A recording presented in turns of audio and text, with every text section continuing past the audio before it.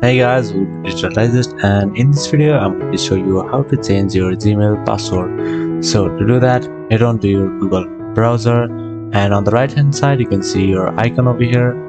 Click over here and then click on manage your Google account. Alright, so once you're on this site, on the left hand side you can see various options. Just click on security, and once you're on this tab, over here you can see we have a password. Click over here. Alright, now here it's trying to verify it, so I'm just going to enter my password over here.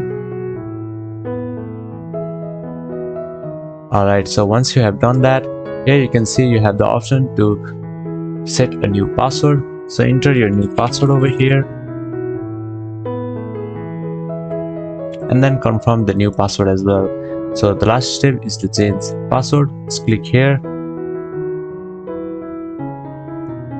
Alright, so just click on change password, and then it is asking for a stronger password, so you just have to mix up some letters and numbers, and then your password strength will be strong. And just copy and paste over here and click on change password, and your password will be changed.